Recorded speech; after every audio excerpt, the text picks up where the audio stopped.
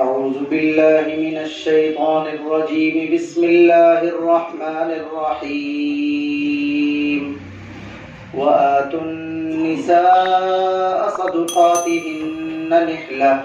فإن طبن لكم عن شيء منه نفسا فكلوه هنيئا مريئا ولا تؤتوا السفهاء أموالكم التي جعل الله لكم قياما وارزقوهم فيها واكسوهم وقولوا لهم قولا معروفا وابتلوا اليتامى حتى إذا بلغوا النكاح فإن آنستم منهم رشدا فادفعوا إليهم أموالهم ولا تأكلوها إسرافا وبدارا أن يكبروا ومن كان غنيا فليستعفف ومن كان فقيرا فليأكل بالمعروف فإذا دفعتم إليهم أموالهم فأشهدوا عليهم وكفى بالله حسيبا صدق الله العظيم۔ اور عورتوں کو ان کے مہر خوش دلی سے ادا کرو، ہاں اگر وہ اس میں سے کچھ تمہارے لیے معاف کر دیں تو پھر اس کو خوشگواری کے ساتھ استعمال کر سکتے ہو، اور بے وقوفوں کو اپنے وہ مال نہ دے دیا کرو کہ جن مالوں کو اللہ نے تمہارے لیے مدار حیات بنایا ہے، ان کو اس میں سے کھلاؤ اور پہناؤ اور ان سے تسلی کی بات کہتے رہو، اور یتیموں کو جانچتے رہو ان کے بالغ ہونے یعنی نکاح کی عمر کو پہنچنے تک۔ اگر تم ان میں سمجھداری محسوس کرو تو ان کو ان کے مال سپرد کر دو، ان کے مالوں کو فضول خرچی کرتے ہوئے اور جلد بازی کرتے ہوئے نہ استعمال کرو، اس خوف میں کہ کہیں یتیم بڑے نہ ہو جائیں۔ جو مالدار ہو اسے چاہیے کہ احتیاط کرے، ہاں جو فقیر ہو وہ عرف کے مطابق اس میں سے سروس چارج کے طور پر استعمال کر سکتا ہے۔ پھر جب تم یتیموں کو ان کے مال سپرد کیا کرو تو اس پر گواہ بنا لیا کرو، اور اللہ تعالی حساب لینے کے اعتبار سے کافی ہے۔ یہ آیات ہیں سورہ نساء کی، آیت نمبر 4، 5 اور 6۔ مضامین جب سے یہ ہماری سورت شروع ہوئی ہے 2 سبق ابھی ہوئے ہیں، آپ کے سامنے ہیں۔ آج بھی جو ترجمہ آپ کے سامنے آیا اس سے آپ نے اندازہ کر لیا ہوگا کہ پہلی آیت کا جو تعلق ہے وہ تو مہر یعنی نکاح کے مسئلے سے ہے، اور دوسری آیت کا تعلق ہے اسی مضمون سے جو پہلے دن سے آیا ہے کہ اگر ہماری سرپرستی میں یتیم آ جائیں جن کو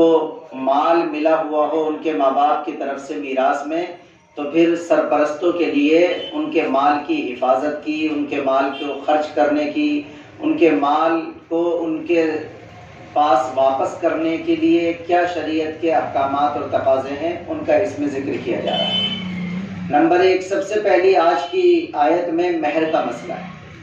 اللہ تعالیٰ نے ارشاد فرمایا کہ جب تم نکاح کرو، جیسا کہ پچھلی والی آیت میں نکاح کی اجازت کی بات آئی تھی جو تفصیل سے ہم نے آپ کے سامنے ذکر کی کہ اللہ کے قانون کے مطابق اس نیچرل ضرورت کو پورا کرنے کے لیے آپ کو نکاح والا راستہ دیا گیا ہے، لیکن اس میں مرد پر چونکہ تمام ذمہ داریاں گھر کی ڈالی گئی ہیں اخراجات کے اعتبار سے، کہ جیسے اپنے اخراجات کا انتظام کرنا مرد کے ذمہ ہے، ویسے ہی جس کو وہ اپنے نکاح میں لے کر کے آئے گا اپنے گھر میں رکھے گا اس کے تمام اخراجات کا انتظام کرنا بھی اس کے ذمہ ہے۔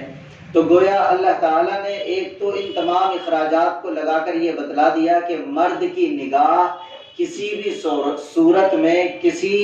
کے مال پر نہیں ہونی چاہیے، یعنی جہاں وہ نکاح کرنا چاہ رہا ہے اس کا مطلب یہ نہیں ہونا چاہیے کہ وہ وہاں اپنی سسرال میں مال کو دیکھے، اور اس مال پر اس کی لالچ کی نظر ہو، اس لیے کہ اللہ کے قانون نے بتلا دیا کہ شریعت نے تو جو بھی خرچ رکھا ہے شادی کے مسئلے میں وہ لڑکی پر تو بالکل نہیں رکھا، سارا کا سارا کس پر رکھا ہے؟ لڑکے پر رکھا۔ میں اس کو ہمیشہ سمجھاتا ہوں مثال سے کہ بھئی ولیمہ وہ بھی لڑکے پر ہے، نکاح پڑھانے والے حضرت صاحب کے پیسے وہ بھی لڑکے کے ذمے ہیں، نکاح میں چھوارے تقسیم کرنے کی ذمہ داری یہ بھی لڑکے پر ہے، مہر یہ لڑکے پر ہے۔ تو یہ گویا سارے اخراجات لڑکے پر متعین کر کے اللہ تعالیٰ نے دراصل اس مضمون کو پوری طرح سمجھا دیا۔ یا اب ہماری کمی ہے کہ ہم اس کو نہیں سمجھتے کہ جتنے بھی اخراجات ہیں وہ ساری کی ساری زندگی یہ پتہ ہونا چاہیے وہ صرف لڑکے پر ہیں، لڑکی پر نہیں۔ تو اس آیت میں مہر کا مسئلہ ہے۔ اللہ تعالیٰ نے فرمایا کہ جن عورتوں سے تم نکاح کرو جو مہر طے ہو جائے وہ خوش دلی سے ان کو ادا کرو۔ خوش دلی کا لفظ لکھا اللہ تعالیٰ نے۔ ویسے تو آپ بہت موج میں ہیں، ڈیکوریشن پہ خرچ کر رہے ہیں، گاڑیوں کے سجاوٹ پہ آپ خرچ کر رہے ہیں، بے تکا آپ کتنا زیادہ خرچ کرنے کے لیے تیار ہو جاتے ہیں، لیکن ساری شریعت آج کے دور میں اگر کسی کو یاد آتی ہے تو وہ صرف مہر متعین کرنے میں یاد آتی ہے۔ یعنی ہم لوگوں کا اس کا تجربہ ہوتا ہے کہ صاحب ذرا دین کے اس میں کر رہے ہیں نا تو ذرا مہر تھوڑا سا رکھیں، یہ دین تیرے ڈیکوریشن میں نظر نہیں آ رہا۔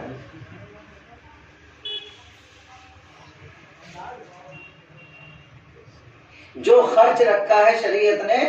اسے کم کر کے اس میں ساری دینداری دکھائی جاتی ہے۔ بھئی دین یہ ہے تو مہر دے رہا ہے بہت کم کر کے، تو اس پر اتنا بوجھ کو ڈال رکھا ہے کہ لاکھوں کی تعداد میں اس سے جہیز کے نام پر وصول کر رہا ہے۔ خرچ تو سارا تجھ پہ رکھا گیا تھا، یہ کیا کرتا ہے پھر؟ تو اللہ تعالیٰ نے فرمایا کہ جن عورتوں سے نکاح کرو ان کو ان کے مہر خوش دلی سے ادا کرو۔ اور اگلی بات یہ آئی کہ ہاں خوش دلی سے دینے کے بعد اپنی مرضی سے اگر وہ خاتون، اس لیے کہ ظاہر ہے کہ خاتون کا تعلق تو آپ سے جڑ گیا، کہاں اتنی محبتوں کے رشتے میں دوری ہوتی ہے، جو اس کا ہوتا ہے وہ اس کا ہوتا ہے، جو اس کا ہوتا ہے وہ اس کا ہوتا ہے، لیکن مرد کی طرف سے اس میں اس طرح کی کوئی گائیڈنس نہیں ہونی چاہیے، نہ ایسا ماحول بنانا ہونا چاہیے، نہ جبر ہونا چاہیے، بلکہ مرد کی طرف سے تو پوری خوش دلی ہو کہ زیادہ سے زیادہ میں اس کی خدمت میں پیش کروں۔ ہاں اگر پھر بیوی کی طرف سے اس کے بدلے میں اس اخلاق کا مظاہرہ کیا جائے کہ میں اس کو لے کر الگ سے کہاں چلی جاؤں گی، سب آپ ہی کے لیے ہے، تو پھر اللہ تعالیٰ یہ فرما رہا ہے کہ قانونی اعتبار سے اگر پلٹ کر وہ چیز آپ کے پاس آ رہی ہے اس کی خوش دلی سے، تو پھر اتنی زیادہ آپ دینداری کی اوور ایکٹنگ بھی نہ کریں کہ پھر کہ نہیں صاحب یہ بالکل ہمارے لیے چھونا جائز نہیں ہے۔ آپ نے کوئی چیز مہر کے طور پر دی اور اس میں سے پھر وہ آپ کو اگر استعمال کرنے کی اجازت دے تو پھر وہ آپ کے لیے بالکل اسپیشل جائز ہو کر آپ کے تصرف میں آ سکتا ہے، اس کے استعمال کرنے میں پھر کسی قسم کی کوئی ناجائز چیز نہیں۔ دونوں باتیں اللہ تعالیٰ نے کلیئر کر دی۔ نمبر ایک، خوش دلی سے ان کو ان کے مہر ادا کرو۔ نمبر دو، اگر وہ اپنی مرضی اور خوش دلی سے اس میں سے کچھ معاف کر دیں یا اس کے استعمال کی اجازت دے دیں تو پھر اس میں آپ کو کوئی ڈاؤٹ فیل نہیں ہونا چاہیے، اس کا استعمال کرنا آپ کے لیے بالکل اسپیشلی حلال اور جائز ہو جائے گا۔ یہ ہے آیت۔ آیت کے سلسلے کے اور جو مضامین ہو سکتے ہیں مسئلے کے طور پر وہ یہی ہو سکتے ہیں کہ اللہ کے نبی صلی اللہ علیہ وسلم کی بڑی سخت وعید ہے۔ آج کل مہر کو صرف رسم سمجھ لیا جاتا ہے، کئی مرتبہ صرف رجسٹر میں لکھوا دیا جاتا ہے اور دل میں تو اس طرح کی بات ہوتی ہے کہ اس کو ادا کرنا کوئی ضروری تو نہیں ہے۔ ایک روایت جناب رسول اللہ صلی اللہ علیہ وسلم کی انتہائی درجے سخت ہے جس میں آپ نے یہ مضمون ارشاد فرمایا کہ اگر کوئی نکاح کرتے وقت دل میں یہ ارادہ ہی رکھتا ہو کہ میں بس لکھوا رہا ہوں یا کہہ رہا ہوں، حقیقت میں اس کا مہر ادا کرنے کا ارادہ نہ ہو تو یہ زنا ہے۔ ارادے میں نہیں ہے یہ بات کہ میں اس کا مہر ادا کروں گا، ایک تو یہ ہے کہ واقعتاً وہ ارادہ ہے اس کا، وہ کرنا چاہتا ہے، اس کے حالات نہیں بن رہے، وہ کہہ بھی رہا ہے بیگم سے کبھی تمہارا ہم مہر ادا کریں گے، اگرچہ ہمارا تو اس میں یہ کہنا ہے کہ بھئی آپ جیسے سارے اخراجات کا پہلے سے انتظام کرتے ہیں تو سب سے پہلے آپ کو جس خرچے کا انتظام کر کے چلنا چاہیے وہ کیا ہے؟ مہر ہے۔ سب سے پہلے آپ اس کا انتظام کیا کریں، آپ اس کو سب سے لاسٹ میں کیوں چھوڑ دیتے ہیں؟ اور خاص طور سے اس آیت سے یہ بھی پتہ چلتا ہے کہ یہ جو مہر دیا جائے گا یہ اسپیشلی بیوی کو دیا جائے گا، بیوی کے گھر والوں کو نہیں دیا جائے گا۔ بہت سارے خاندانوں میں، برادریوں میں ایسا رواج ہوتا ہے کہ ان کے یہاں مہر کی ادائیگی تو ہوتی ہے اور مہر کی ادائیگی نقدی ہوتی ہے، لیکن وہ لڑکی کے ابا جی لے کے بیٹھ جائیں، بھئی یہ جو اسپیشل حق ہے وہ کس کا ہے؟ وہ تو بیوی کا ہے، لہذا اس کو دیا جائے گا۔ ایک اور مسئلے کے تعلق سے اس میں یہ بات بھی ہے کہ اگر ہم نے بغیر مہر کے بھی نکاح کر لیا تو مہر نکاح کے لیے ایٹومیٹک چیز، یعنی اگر ذکر بھی نہیں آیا مجلس نکاح میں مہر کا تو اس کا مطلب یہ نہیں ہے کہ مہر ہوگا ہی نہیں، بلکہ مہر پھر بھی ایٹومیٹکلی کیا ہو جائے گا؟ لازم ہو جائے گا۔ ہاں پھر کتنا مہر دیا جائے گا تو اس کے لیے دیکھنا پڑے گا کہ جس خاندان کی عورت یا لڑکی سے ہم نے نکاح کیا ہے اس کے گھر میں، اس کے خاندان میں کتنے مہر رہے ہیں، اس کی بہن کا کتنا مہر تھا، اس کی اماں کا کتنا مہر تھا، اس کی خالہ کا کتنا مہر تھا۔ یہ جو اس کے خاندان کی عورتوں کا ایک لائف سٹائل اور اسٹیٹس ہے جس سے پتہ چلے گا کہ اس خاندان کی عورتوں کا عام طور پر مہر کیا ہوتا ہے، اس کو تھوڑا سا ملا جلا کر کے اس کا درمیانی اور اوسط نکال لیا جائے گا اور اسی کے اعتبار سے اس کے نکاح میں وہ مہر بھی فکس ہو جائے گا۔ تو دیکھ رہے ہیں آپ، مہر ایک ایسی چیز ہے نکاح کے لیے کہ اگر آپ نے لفظوں میں اس کا نام بھی نہیں لیا تب بھی وہ ایٹومیٹکلی مرد پر کیا ہو جائے گا؟ لازم ہو جائے گا۔ سن رہے ہیں غور سے؟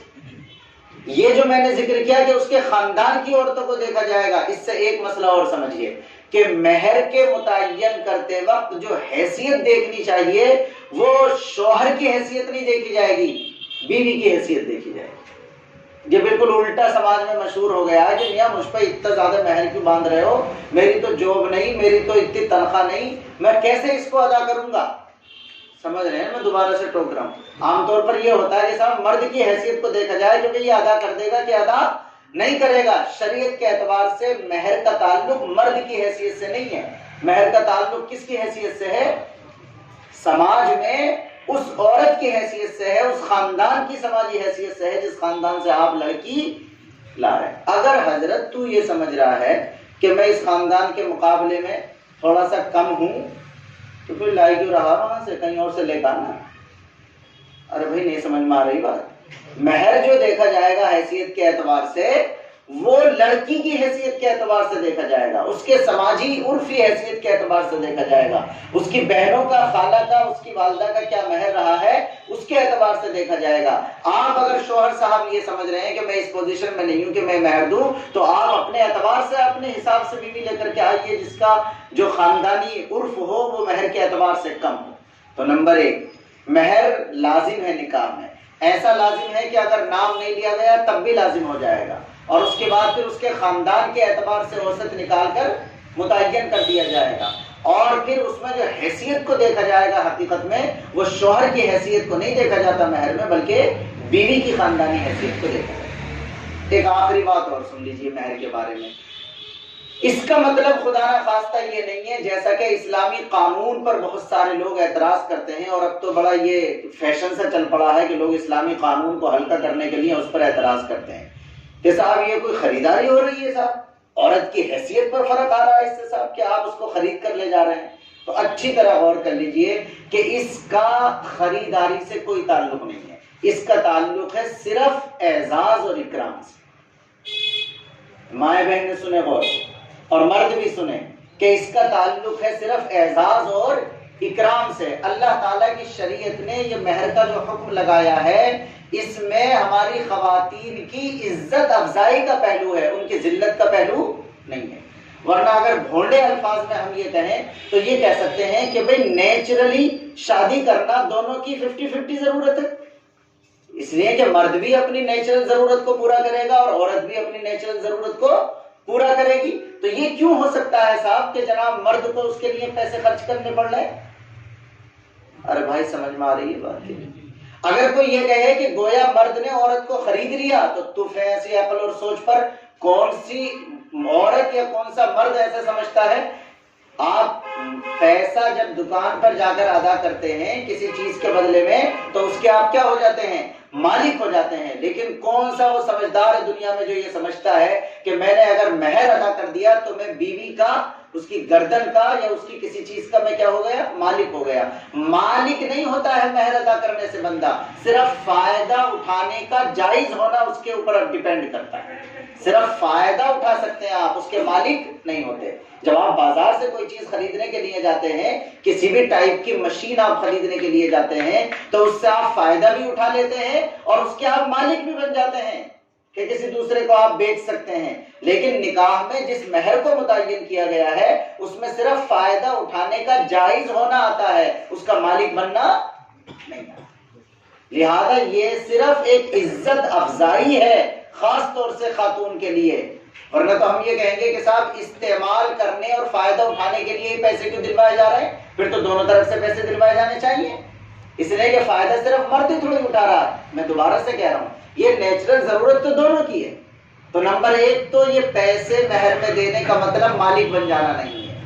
اور نمبر دو یہ فائدہ اٹھانے کے لیے بھی اگر دلوایا جانا ہے تو یا تو دونوں طرف سے دلوایا جاتا ہے یا کسی طرف سے بھی نہ دلوایا جاتا، ایک طرف سے دلوایا گیا اور مرد کے لیے لازم کیا گیا کہ وہ دے، تو اس کا مطلب اس میں پلس پوائنٹ صنف نازک صنف بہتر خواتین کے حق میں ہے کہ اگرچہ خواتین بھی اپنی نیچرل ضرورت کو اس نکاح کی شکل میں پورا کرتی ہیں، مگر مرد پر یہ لازم کیا گیا کہ نہیں، تجھے اس ذمہ داری کو ادا کرنا پڑے گا۔ جیسے ساری زندگی بیوی کا نفقہ، خرچہ، کھانا، کپڑا، رہنے کی جگہ تیرے ذمہ ہے، ویسے ہی یہیں سے اس کی عزت افزائی کا سلسلہ شروع ہونا چاہیے کہ تو فری میں نہیں لے جائے گا اتنی بڑی دولت اور نعمت کو، بلکہ تجھے باقاعدہ اس کے لیے تیاری کر کے اپنے پیسے کا بھی انتظام کرنا پڑے گا مہر کی صورت میں، تب جا کر کے تجھے خاتون ملے گی۔ تو اللہ ارشاد فرماتا ہے کہ مہر خوش دلی سے دیا کرو، ہاں اگر ادھر کی طرف سے بھی خوش دلی کے ساتھ تمہیں معاف کر دیا جائے، چھوڑ دیا جائے یا استعمال کی اجازت دی جائے تو پھر تم خوش دلی سے اس کو استعمال کر سکتے ہو۔ یہ تو ہے آج کے سبق کی پہلی آیت جس میں مہر کا مسئلہ ہے۔ جن کا ادا ہو گیا بڑی اچھی بات ہے، اور جن کا نہیں ادا ہوا وہ ادا کرنے کی پہلی فرصت میں کیا کریں؟ فکر کریں، اور خواتین بھی سمجھیں کہ یہ ان کا حق ہے، اسے لینے میں کسی طرح کی شرم نہیں کرنی چاہیے، مانگنے میں بھی کوئی شرم نہیں ہونی چاہیے۔ ہاں دل میں ضرور یہ رکھیں کہ بھائی بہرحال استعمال کی اجازت دے سکتی ہیں وہ، لیکن ہے ان کی مرضی پر۔ مرد کی طرف سے کسی طرح کی نہ ایڈوائزنگ کی ضرورت ہے، نہ گائیڈنس کی ضرورت ہے، نہ مرد کی طرف سے کسی جبر کی کوئی ضرورت ہے۔ آج کل عام طور پر ادا نہیں کرتے لوگ، کئی جگہ ادا بھی کر دیتے ہیں، بلکہ دیہات میں تو پرانے زمانے میں یہ تھا کہ اس سے زبردستی معاف کرا لیا جاتا تھا، لیکن ہم محکمہ شرعیہ میں بیٹھ کر اس طرح کے مسائل کو دیکھ رہے ہوتے ہیں کہ معاف کرنا صرف وہ رسمی ہے، وہ معاف کرنے سے معاف بھی نہیں ہوتا۔ جب لڑائی ہوتی ہے اور آپس میں علیحدگی کی نوبت آتی ہے تو اس کو کیا کروایا جاتا ہے؟ پھر ادا کروایا جاتا ہے۔ اس کا مطلب یہ ہے کہ جب یہ معاف کی بات بولی گئی تھی تو بھی حقیقت میں اس کا کوئی اعتبار نہیں تھا، بلکہ روا روی میں ویسے ہی کہہ دیا گیا تھا، ورنہ جب باقاعدہ علیحدگیاں ہوتی ہیں تو اس میں اس کو شامل کیا جاتا ہے اور وہ مہر ادا کروایا جا رہا ہوتا ہے۔ تو کوشش کریں کہ پہلے ہی سے اس کا انتظام کیا کریں۔ جیسے ساری چیزیں طے کرتے ہیں ویسے ہی سب سے پہلے طے کرنا چاہیے کس کو؟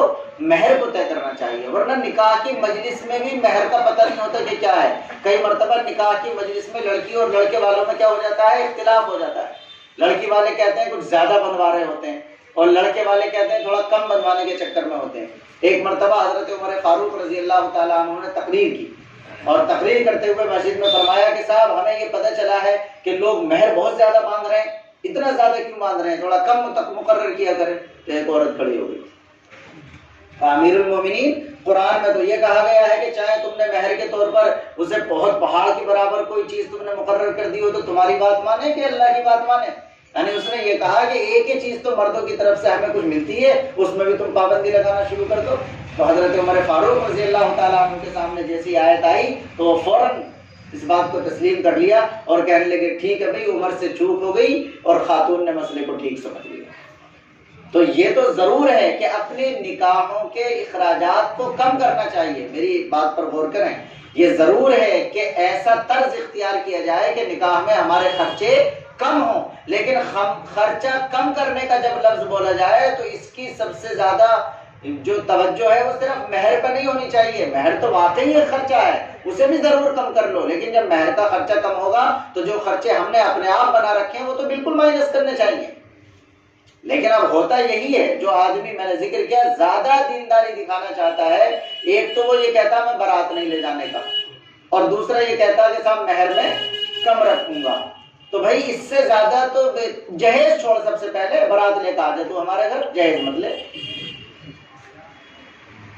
اور مہمان آئیں گے انہیں تو ہم کھلا دیں گے، تو جو ہم پہ یہ دکھا رہا ہے کہ سامنے بارات لے کر نہیں آ رہا، لاکھوں کا ہم سے تو جہیز مانگ رہا، نقد کی شکل میں بھی لے رہا، تو پھر ہم تیرے 50 آدمی 100 آدمی ہیں، انہیں کھانا کھلانا ہے، کھانا بھی ہم کھلا دیں گے۔ تو جو دینداری کی طرف کو سب سے پہلے جانا چاہتا ہے اسے چاہیے کہ سب سے پہلے جہیز کی جو یہ خطرناکی ہے، جس کی وجہ سے ہماری بیٹیاں اور بہنیں بیٹھی ہوئی ہیں گھروں میں، اخراجات اتنے زیادہ بڑھ گئے ہیں کہ وقت پر نکاح کرنا مشکل ہو رہا ہے، سب سے پہلے اسے ختم کیا جائے۔ مہر میں تو ایک اعتبار سے آپ کئی مرتبہ تو نکاح پڑھاتے ہوئے ہم لوگوں کو خود کہنا پڑتا یار بالکل ہی ہلکا کر دیا، تو کچھ تو بڑھا لے اللہ کے بندے۔ کچھ لوگ تو اتنا متعین کرنے لگتے ہیں کہ واقعی اسے لکھنے میں شرم آ رہی ہوتی ہے، صاحب اتنا کم کیوں کر رہے ہو، یہی تو ایک اس کی عزت افزائی کا ذریعہ ہے، کچھ تو زیادہ اس میں کرو۔ تو بہرحال مہر کے بارے میں یہ ہے کہ مہر واقعی ایک شریعت کا متعین کیا ہوا خرچہ ہے، اس کو بھی ہم یقیناً کم کریں، لیکن اس کے علاوہ جو ہم نے بنا لیے خرچے ہیں ان کو تو بالکل ختم کرنا چاہیے۔ اس کے بعد اگلی جو 2 آیتیں ہیں ان کا یتیموں سے تعلق ہے، جو ماقبل میں مضمون آ گیا، دوبارہ سے جلدی سے سمجھا دیتا ہوں کہ اگر سرپرستی میں یتیم آ گیا تو اس کے بارے میں یہ کہا گیا ہے کہ نمبر 1، نیت کی خرابی کی وجہ سے اس کے مال کو جلدی جلدی خرچ مت کرو۔ یعنی اگر تمہارے دل میں یہ بات آ رہی ہے کہ یار یہ بڑا ہو گیا تو اس کا سارا سرمایہ اسے دینا پڑے گا، اور مجھے جو ابھی اس کی سرپرستی کے چکر میں اس کا مال کھانے کا موقع مل رہا ہے وہ مجھ سے نکل جائے گا، تو اللہ نے آیت میں لکھ دیا کہ یہ 2 تمہاری نیتیں ایسی ہو سکتی ہیں۔ ایک تو تم اسراف کرو، اسراف کسے کہتے ہیں؟ فضول خرچی۔ فضول خرچی کا مطلب کیا ہوتا ہے کہ جس جگہ کام تھوڑی چیز سے چل سکتا ہے وہاں آپ زیادہ لے آئے۔ چونکہ یتیم کا مال تھا تو پھر آپ نے دال کے بجائے روزانہ مرغن غذائیں بنا رکھی ہیں کہ چونکہ مجھے بھی تو اس میں سے کھانا مل رہا۔ تو اگر آپ اسراف کریں گے یا آپ اس نیت سے جلدی جلدی خرچ کریں گے کہ یہ بڑے ہو جائیں گے تو ان کا مال انہیں دینا پڑے گا، تو قرآن نے دراصل اس کو منع کر دیا۔ ایک مسئلہ تو یہ۔ دوسرا مسئلہ یہ بتایا گیا کہ سرپرست اپنی کنڈیشن کو دیکھے، جس کی سرپرستی میں یتیم بچے آ گئے ہیں وہ سرپرست اگر خود مالدار ہے تو اس کے لیے یتیم کی سرپرستی کا سروس چارج بھی لینا جائز نہیں۔ یہ غور کر لیجئے گا اچھی طرح۔ یعنی میں نے اگر یتیم کو اپنی سرپرستی میں رکھ رکھا تو اس کے سامان کی میں حفاظت کر رہا ہوں، ایک اعتبار سے میرے رسک میں ہے اس کی ساری چیزیں، لیکن اگر میں غنی ہوں تو مجھے اس کا کوئی بدل اور اس کی کوئی اجرت لینے کی اجازت نہیں ہے۔ لیکن اگر یتیم کا سرپرست ایسا بندہ بن گیا کہ خود وہ بیچارہ فقیر ہے، خود اس کے پاس اتنا نہیں ہے، تو اسے شریعت اجازت دیتی ہے کہ عرف کے مطابق تم اس کی سرپرستی کی کچھ نہ کچھ اجرت کیا کر سکتے ہو، متعین کر سکتے ہو، کہ جیسے تم اس کی سرپرستی میں رکھ رہے ہو، اس کا دوا دارو کرا رہے ہو، اس کا علاج معالجے بھی کرا رہے ہو، اس کی پڑھائی لکھائی کا بھی انتظام کر رہے ہو، اسے اسکول لے کر بھی جا رہے ہو، لے کر جب آپ کی سرپرستی میں آ گیا بچہ تو یہ سارے کام آپ کو کرنے پڑیں گے۔ لیکن اگر آپ اس پوزیشن میں ہیں تو خود فقیر ہیں تو اس کی جو یہ خدمت کر رہے ہیں، اس خدمت کا کوئی نہ کوئی چارج عرف اور دستور کے مطابق آپ کیا کر سکتے ہیں، متعین کر سکتے ہیں۔ میں سمجھا پایا یہ والا مسئلہ؟ دیکھیے قرآن کتنی باریکی سے ساری چیزوں کو حل کر رہا ہوتا ہے، مگر افسوس ہم یہ سمجھ رہے ہوتے ہیں کہ یہ صرف ایصال ثواب کے لیے پڑھا جائے۔ یہ سب مسئلے قانون کی کتاب ہے یہ۔ تو دوسرا مسئلہ یہ تھا۔ تیسرا مسئلہ یہ ہے کہ اب وہ جو یتیم تمہاری سرپرستی میں آئے ہیں، اگر ان کی دماغی حیثیت کمزور ہے، ہوتے ہیں نا کچھ لوگ ہلکے دماغ کے ہو سکتے ہیں، ان کو اگر دے دیا جائے گا مال تو وہ تو ختم کر ڈالیں گے بہت جلدی۔ اس وجہ سے ایک حکم تو یہ دیا گیا کہ یہ مال اللہ کی بہت بڑی نعمت ہے، اپنا پیچھا چھٹانے کے لیے تم جلدی سے ان کے حوالے کر دو، یہ بھی درست نہیں ہے۔ یعنی کتنی باریکی ہے قرآن میں۔ ایک طرف یہ بھی کہا جا رہا ہے کہ ان کی حفاظت کرنی ہے، سرپرستی میں رکھنا ہے، اور یہ بھی کہا جا رہا ہے کہ اپنا پیچھا چھڑانے کے لیے جلدی سے ان کے حوالے کر دو، چاہے ابھی انہیں یہ سمجھ نہ آئی ہو کہ مال کو کیسے استعمال کیا جاتا، دکان پہ سے چیزیں کیسے خریدی جاتی ہیں، کیسے بیچی جاتی ہیں، چیزوں کو کیسے استعمال کرنا چاہیے، یہ ابھی تم نے چیک ہی نہیں کیا ان کی سمجھداری کو، اور اس سے پہلے ہی تم نے ان کو حوالے کر دیا، تو شریعت نے اس پر بھی کیا لگا دی، پابندی لگا دی کہ جو ابھی عقل کے اعتبار سے اتنے کمزور ہیں، ابھی ان کو آپ ان کا یہ مال سپرد نہیں کر دیں گے، ورنہ تو وہ یہ مال کیا کر ڈالیں گے، ضائع کر ڈالیں گے۔ ہاں بس اتنا کرو کہ ان کو اس میں سے کھلاتے رہو، ان کو اس میں سے کپڑے بناتے رہو اور انہیں تسلی دیتے رہو۔ دیکھیے شاندار جملہ قرآن کا، انہیں تسلی دیتے رہو۔ کئی مرتبہ جو یتیم ہے جیسے وہ بڑا ہونا شروع ہوگا تو اسے اتنا تو اندازہ ہو جائے گا یار ہمارے ابا نے جو کچھ ہمارے لیے چھوڑا ہے تو چچا کے پاس یہ سارا کا سارا، تو کئی مرتبہ ان کی طرف سے پریشر آئے گا کہ صاحب تم ہمیں دو بس ہو گئے ہم سمجھدار، میں سمجھا پا رہا ہوں اپنی بات؟ یعنی وہ کہہ رہے ہوں گے کہ ہمیں دو، ہم سمجھدار ہو گئے، لیکن حقیقت میں چچا یہ سمجھ رہا ہوگا کہ ابھی یہ سمجھدار نہیں ہے. تو کہا گیا کہ تم ان سے تسلی کی بات کہتے رہو، یہ کہتے رہو بھائی تیرا مال کہیں جا نہیں رہا، میرے پاس ہے بیٹے، بھتیجے فکر مت کر، تو اتنا زیادہ پریشان مت ہو، تھوڑا اور سمجھدار ہو جا، میں تیرا یہ کاروبار کر رہا ہوں، چل اس میں لگا رہا ہوں، تیرا اتنے کا شیئر ہے، اسے متعین کرتے چلتے چلے جاؤ. اس لیے کہ اگر آپ یہ محسوس کر رہے ہیں کہ اگر ابھی اس کو دے دیا گیا تو کیا ہو جائے گا، ضائع ہو جائے گا، تو آپ اس کے ساتھ اس طرح کا رویہ اختیار کریں. اس کے بعد بالغ ہونے کی عمر تک، نکاح کی عمر تک جب تک وہ پہنچے، بیچ بیچ میں ان کی سمجھداری کو چیک کرتے رہو. کبھی دکان پہ بٹھا دیا،